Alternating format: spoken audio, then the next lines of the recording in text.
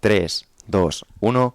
Muy buenas a todos, soy Pedro Vivar, esto es Emotion Me y hoy estoy de nuevo con mi amiga Tere Terol, de Terol Psicología, compañera en Diario Estoico. Bueno, un placer de nuevo que te pases por aquí. Para mí esto es un lujo, tío. Cada vez que estoy contigo, estoy cómoda. Bueno, decirte que va a ser ya el aperetón final porque llevamos hablando 3 horas Sí. y hemos dicho, Tere, escucha, que no le hemos dado el play. Y ahora vas a decir, ¿y te vas a poner a grabar ahora?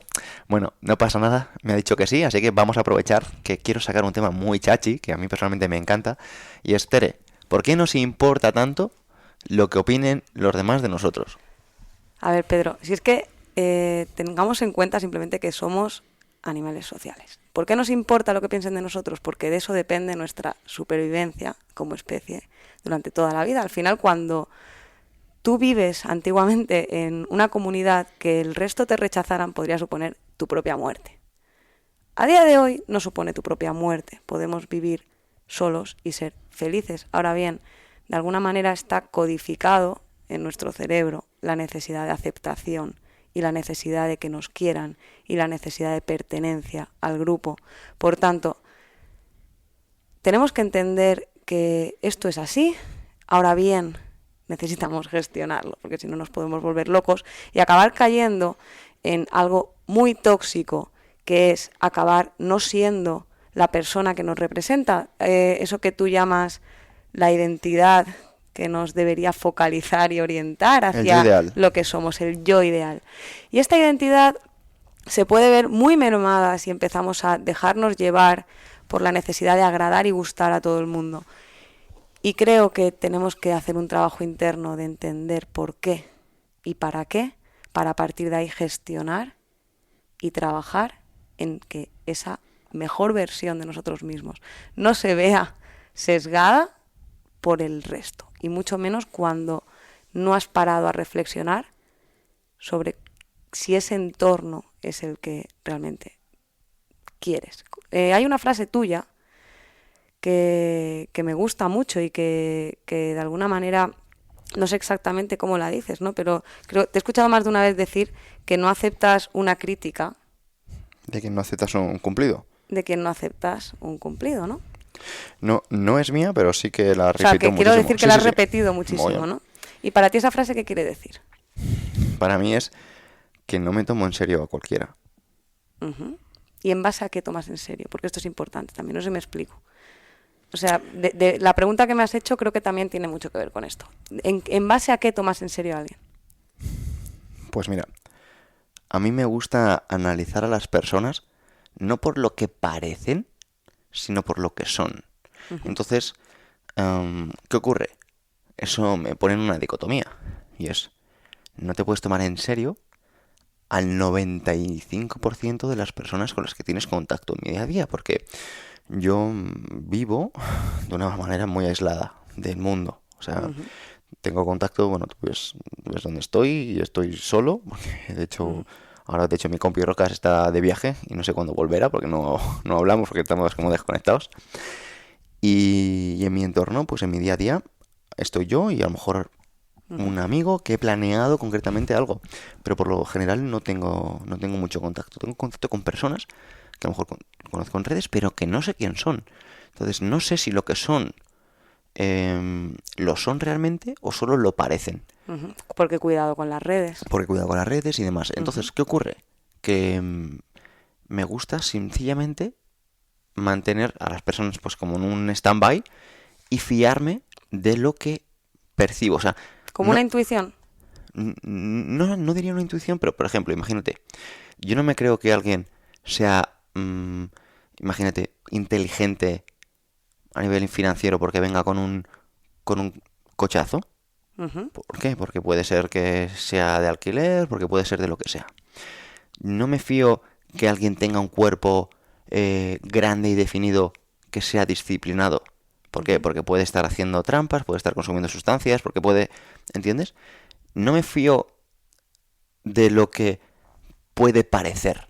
Porque hay personas incluso que no tienen un cuerpo grande y indefinido, pero son muy disciplinadas, porque encima, el que a lo mejor estamos diciendo que es grande y definido, el tío vive de eso. Ujú. Y a lo mejor el que no está así tanto y está a lo mejor la mitad de gran definido, el tío es empresario, el tío tiene 3 hijos, el tío, Las o sea, apariencias, o la tía, o ¿vale? sea, es madre y soltera y está Ujú. gestionando las cosas, ¿no? Entonces es como, hay muchas cosas que las apariencias engañan. Y para tomarme en serio a alguien, para mí me gusta conocer sus hábitos. Y si es una persona de la que su carácter, para mí interesa impregnarme. Porque Vale, para mí la excelencia consiste en tratar de superarme. vale. Y de la misma manera que sé que si me rodeo con personas que me están haciendo bien, voy a mejorar, sé que si me rodeo con personas, aunque yo no quiera, Vale. pero están ahí, que me van a hacer empeorar, voy a empeorar. Y sí, ahí puedes decir algunos, no, pero para eso está el carácter, pero para eso Claro. está la asertividad. Y es eso, ¿no? Es como... Vale, te estaba un poco poniendo a prueba en el sentido de que has empezado a darme una descripción clara de, podríamos decir, de una fórmula que tú utilizas para guiarte de que alguien te guste o de que alguien no te guste, de que alguien, como tú dices, el 95% de la gente y ese 5% de la gente en el que de alguna manera pues es tu forma de cribar, ¿no? Por su Como, pura supervivencia, o sea... no, em, no, que lo veo perfecto, si todos lo hacemos. Y de hecho, gracias porque lo que quería era esto, ¿no? Lo que quería era que me dijeras eso porque tú me has hecho una pregunta. Y la pregunta es, ¿por qué nos importa tanto lo que piensan de nosotros? Y de alguna manera nos importa tanto lo que piensan de nosotros porque damos por válido que si alguien piensa algo de nosotros, eso es verdad. Damos por válido como que las opiniones, sobre todo de la gente que nos importa. Imagínate que a mí me importa tu opinión porque te valoro y te respeto. Entonces, que de alguna manera tú me valides o que tú opines bien de mí, a mí me importa. ¿Y por qué me importa? Porque te respeto, ¿no? Ahora bien, ¿qué ocurre? Que yo te respete, seas mi padre, seas mi hermano, seas mi pareja, no quiere decir que tu opinión sea verdad.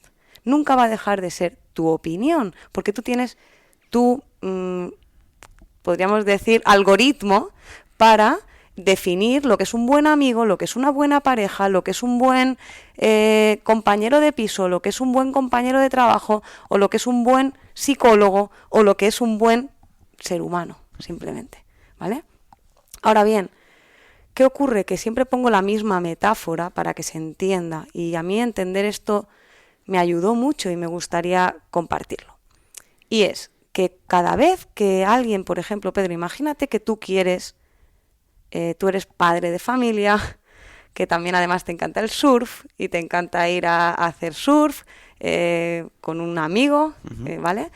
Y de alguna manera, pues necesitas un coche grande, tío, porque tú tienes 3 hijos, un perro, una tabla de surf, y obviamente cuando tú vas al concesionario, pues llegas allí y te dicen, no, mira, tengo, buah, vente, vente, te voy a enseñar. Te voy a enseñar porque tengo un coche, lo tengo a mitad de precio, está brutal, está increíble. Te enseña 2 puertas, deportivo, increíble, espectacular, rebajado. No te sirve. Tú no quieres. ¿Está mal el deportivo? No, pero tú tienes un listado de lo que es un buen coche para ti. ¿Por qué? Porque, como tú has dicho, me aporta, como has dicho antes, me ayuda a ser mejor, me ayuda a lo que sea. Tú Sí, me acerca a mis metas, me ¿no? acerca a mis metas. Yo necesito ir a hacer surf.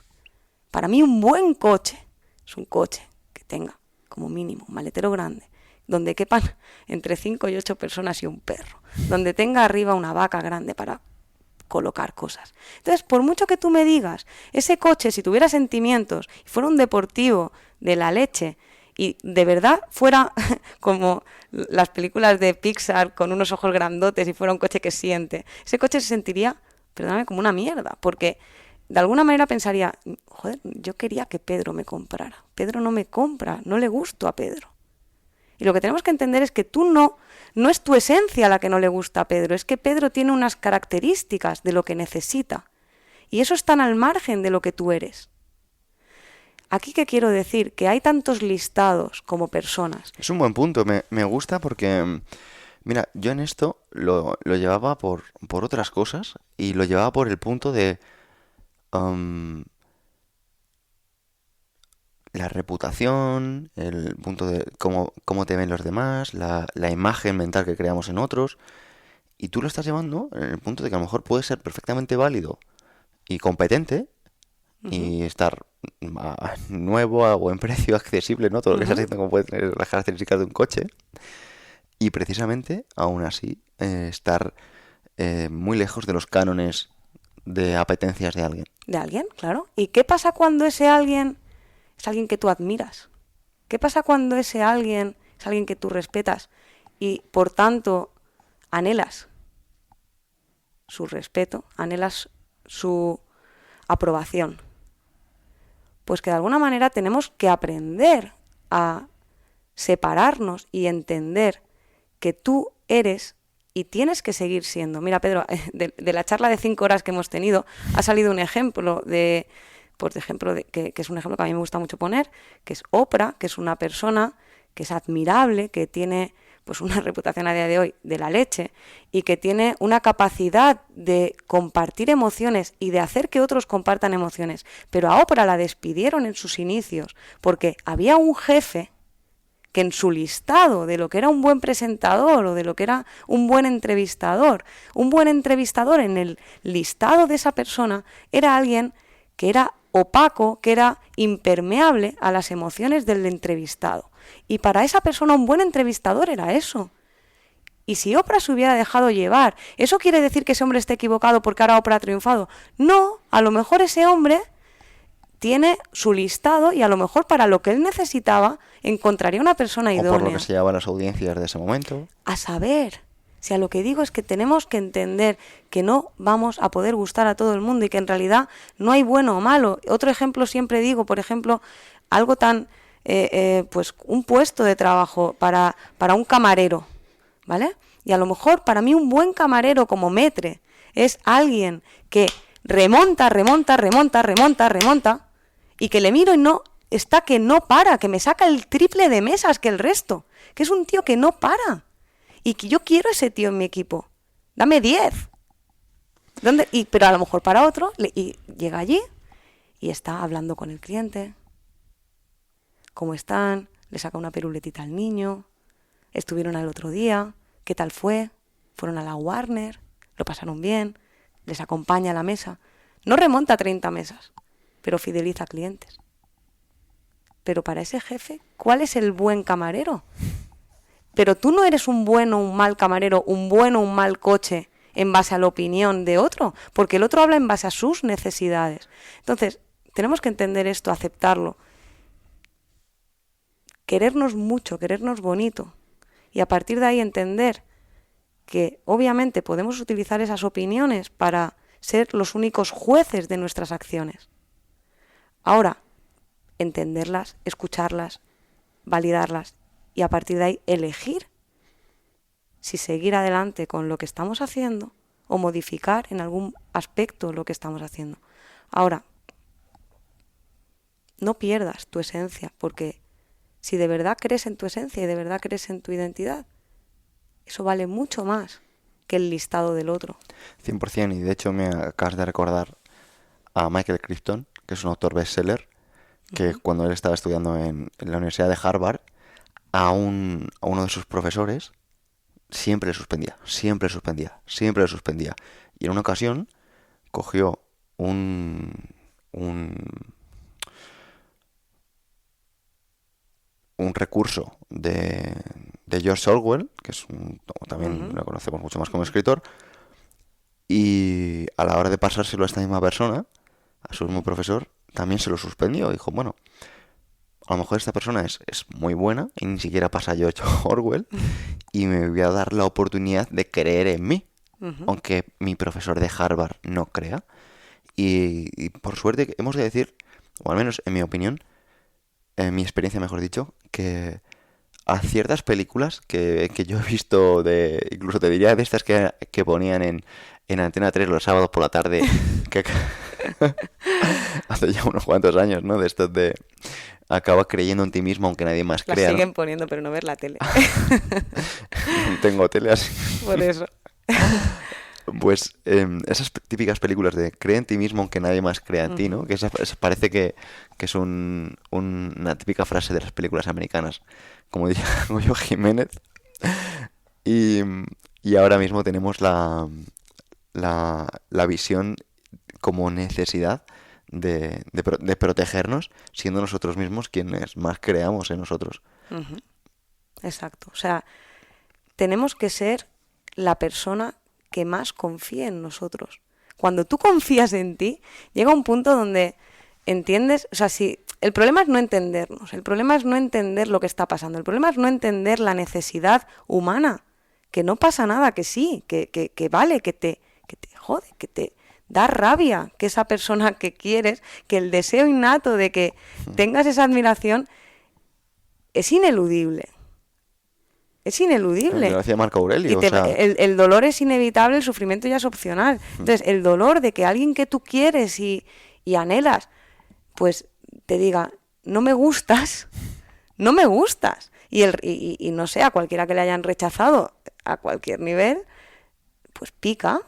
ujú, Ahora, si pica es que está curando y entonces tenemos que entender que no pasa nada, que podemos seguir adelante siendo nosotros mismos y en realidad casi mejor, porque al final, si eres el coche perfecto para alguien, de alguna manera no habrá que meterlo con calzador ujú. y va a fluir.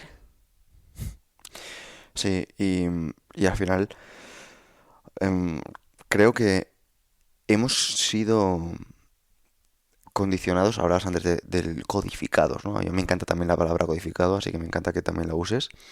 Y hemos sido condicionados en nuestro crecimiento porque nos han valorado siempre en público. Es como, Ujú, Juanito, un 4. José, un 8, muy bien. Marta, muy bien, lo has hecho genial, te felicito. ujú, Y claro, o sea, estabas tú siendo parte de un juicio público donde ujú. personas te estaban valorando por cosas que encima de ti a lo mejor ni te gustaban ni querías hacer y encima ni siquiera eras bueno porque era de las pocas veces que lo habías hecho en tu vida. Y claro, eso lo guardas ahí y como que te proteges. Yo me he dado cuenta que luego estas cosas se han quedado en muchas personas impregnadas y Ujú. esas personas no se quieren mostrar, no quieren entrar en un juicio público.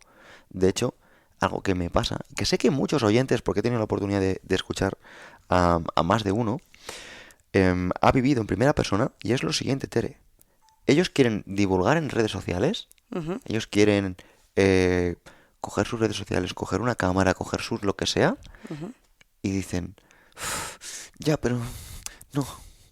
Y yo pienso, wow, wow, wow, wow, wow, wow. ¿Qué hay ahí? ¿Qué hay ahí? O sea, todavía no ha salido el lo hago por mí. O sea, lo hago por mí. O sea, lo hago para juzgarme yo, para aprender de mí mismo. Claro. Y, El problema es cuando lo haces para los demás, ¿no? wow, y es que nunca ha habido tantos juicios públicos, tantos dedos señaladores.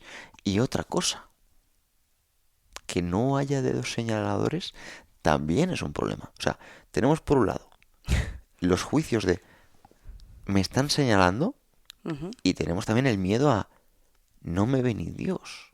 Nadie, no soy importante. No lo voy a hacer porque voy a fracasar. Porque esto va de likes, porque esto va de visitas. Y no sé cómo ves tú esto como psicóloga. A ver, aquí al final date cuenta que vamos a lo fundamental.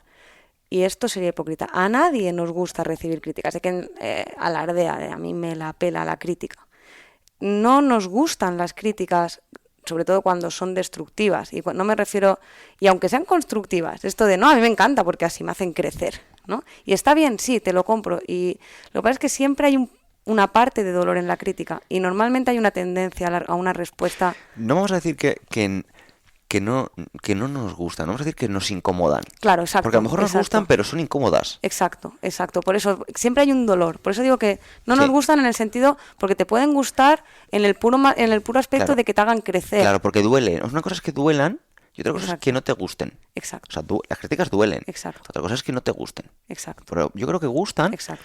porque yo personalmente, o sea, te digo, y aquí me mojo públicamente, gracias a las críticas constructivas, la mayoría de mi audiencia, yo he mejorado como comunicador. He mejorado hasta el equipo de audio y de micro Y tú lo has dicho, que te ahorran tiempo, porque Mira, al final si tú tienes que estar pensando en todos los fallos que cometes y te los dicen por adelantado, te ahorras tiempos. Ahora, el punto de dolor, ahí es donde yo quería matizar, mucho dolor. ahí es el punto donde tenemos que entender que no nos gustan las críticas. Ahora, el problema es cuando... No nos gustan porque encima a veces no las comprendemos. Exacto. Mandamos el mensaje de decir, pero si yo soy bueno, pero si yo quería hacer algo bonito, pero si esto no lo he hecho con mala intención. Y y aquí nos encontramos la falta de empatía que hay en el mundo cuando a la gente le da igual eso. Claro. Pasa dos cosas normalmente. Y digo públicamente, no digo que te pase a ti o a personas que están, ya que han aprendido a gestionar a cierto nivel las críticas. Estoy hablando de personas que quizá todavía no gestionan bien las críticas. Suelen ocurrir dos cosas, ¿no? Por un lado, ocurre una aceptación incondicional de la crítica.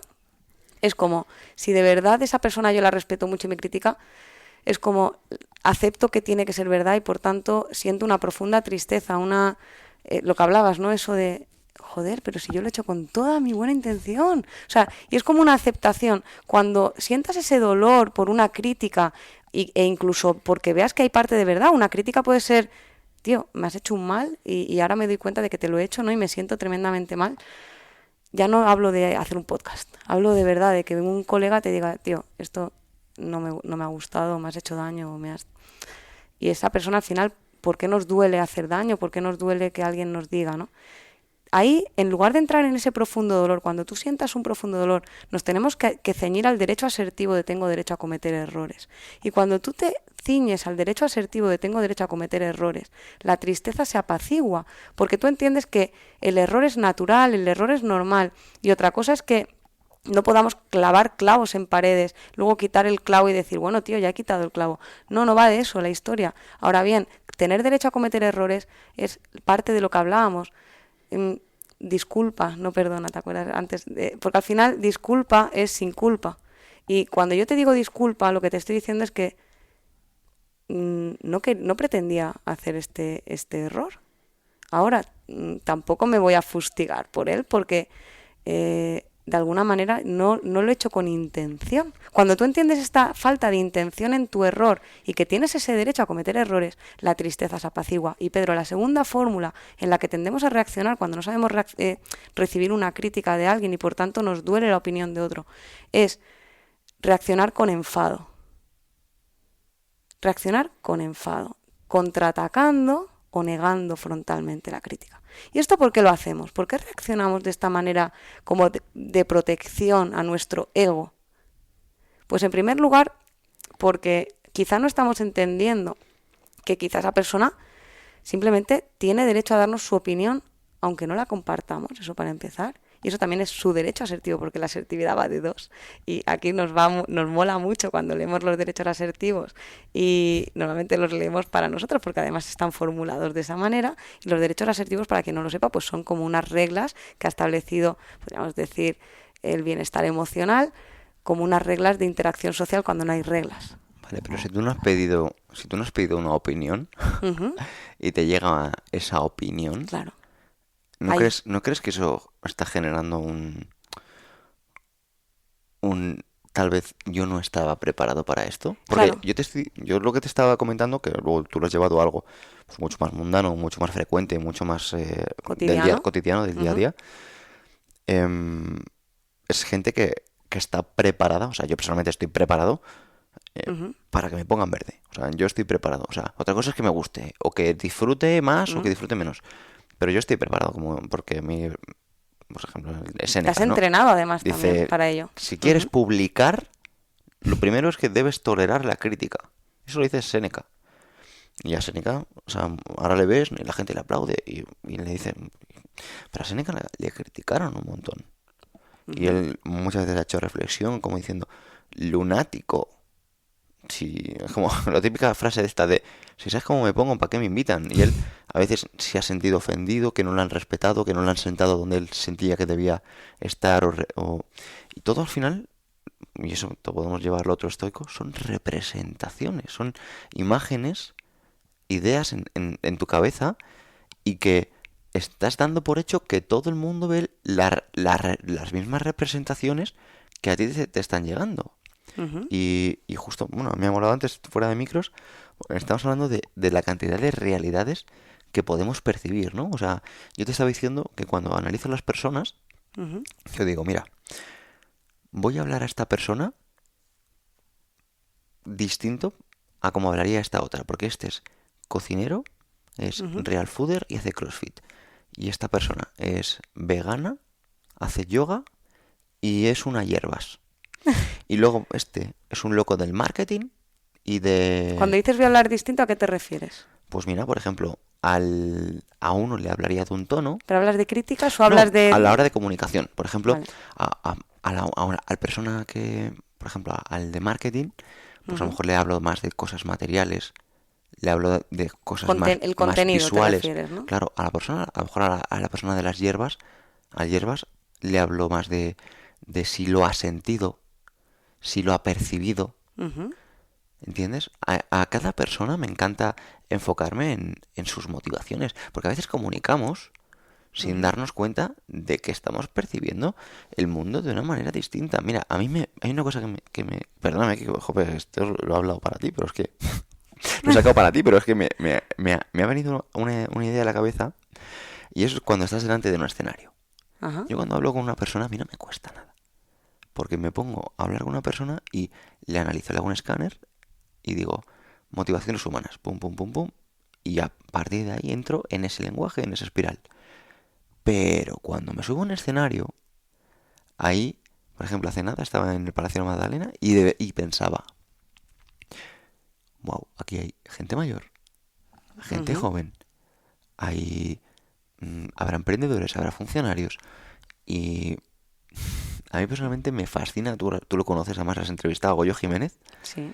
que el tío es capaz de hacer reír y tener a todo el público contentos, de unos que son de Ujú. sus padres y sus madres. Y él dice, yo lanzo sondas, ¿no? Lanzo sondas y a partir de ahí sé por dónde puedo tirar las bromas, puedo tirar por otras.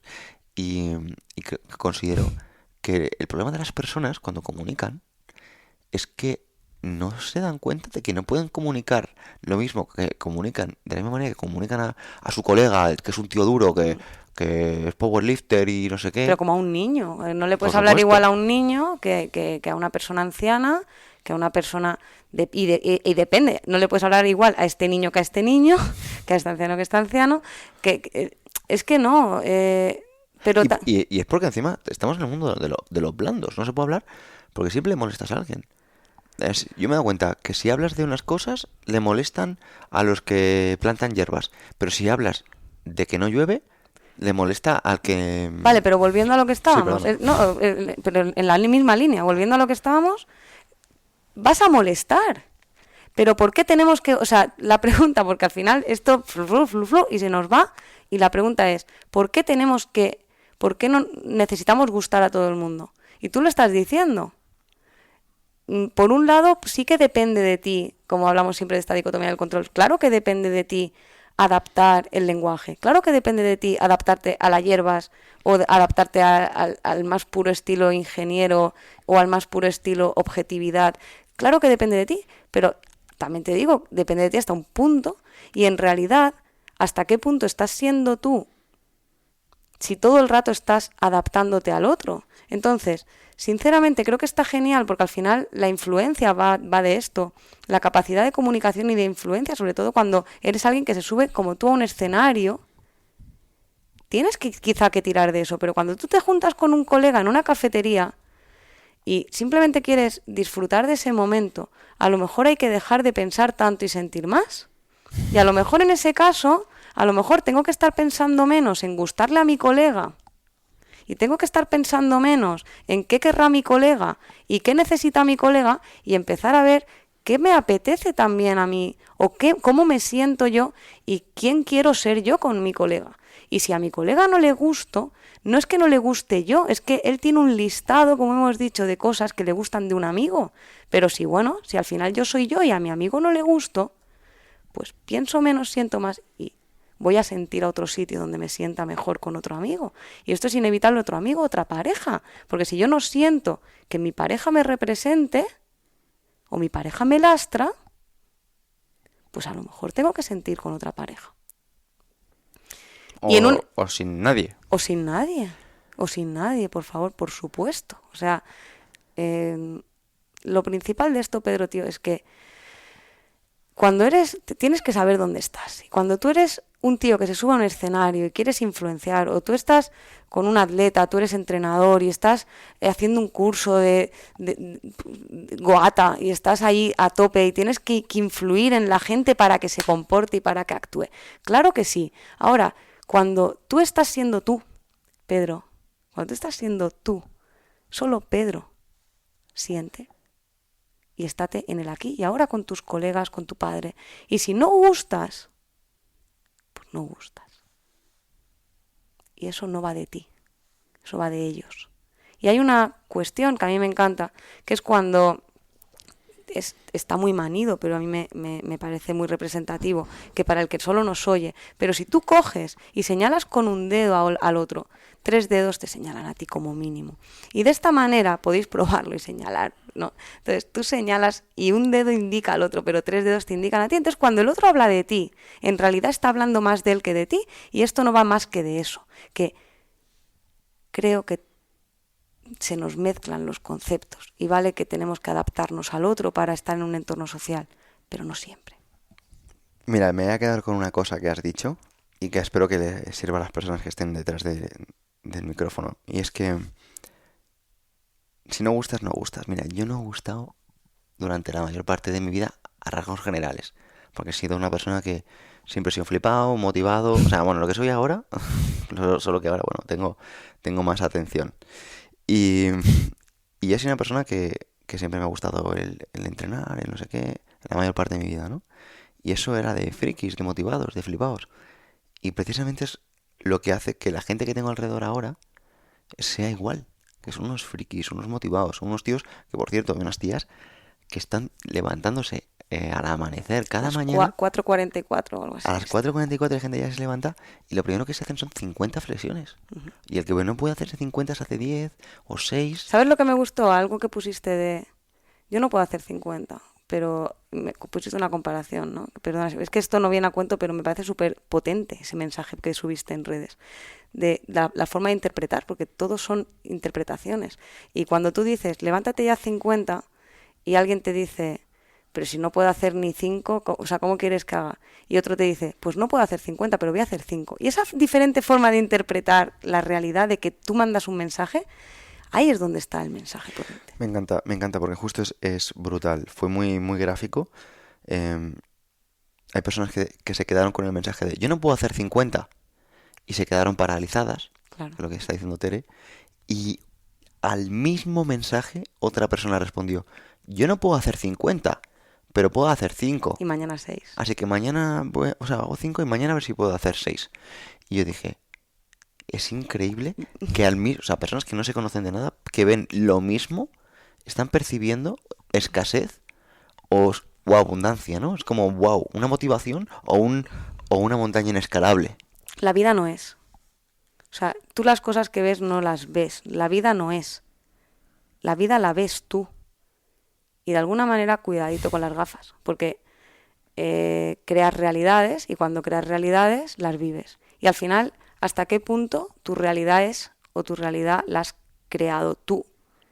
Y esto habrá quien pues le pueda molestar porque es un mensaje que sí que es cierto, Pedro, tío. No vamos a engañar, que la situación importa y no hay que negarla porque hay situaciones muy duras que de verdad son muy duras. Ahora, la situación, vale que importa, pero importa mucho más cómo la vives que la situación en sí. Así es. Y perdona que te he cortado antes. No, es justo lo que estás diciendo. Y a lo que voy es, mira, yo no he gustado la mayor parte. Uh-huh. No he gustado. Y precisamente por no haber querido cambiar hacia el gustar, aquí estoy sentado contigo. Entonces, si puedo transmitir un mensaje a las personas que estén escuchando esto, es que se olviden de querer gustar. que al final esto es pan para hoy y que el ser lo que tú eres, el vivir como tú quieres vivir tu vida, Ujú. es lo que te vas a llevar para siempre. Solo tenemos una. Y tú eliges si quieres vivir tu vida o quieres vivir la de otros. Entonces, no podría haberlo dicho mejor. Tú estás aquí por haber creído en ti. En mayor o menor medida habrás tenido tus momentos donde habrás estado en el barro, habrás estado por debajo del barro. Ahora, creíste en ti, creíste en que a lo mejor, pues si no gustas, no gustas, y si no gustas, pues ya gustarás, y mírate, con 4 cuentas, 30 proyectos y mucha gente que se tomaría un café contigo, Y por suerte me los tomo, ¿eh? muy, Y, muy y, encantada. y es más, mira, te voy a contar una cosa. Para mí, esto es una excusa. O sea, yo estoy con los cascos contigo y esto se está emitiendo en directo, en YouTube, en iVoox, en iTunes, donde tú Ujú. quieras.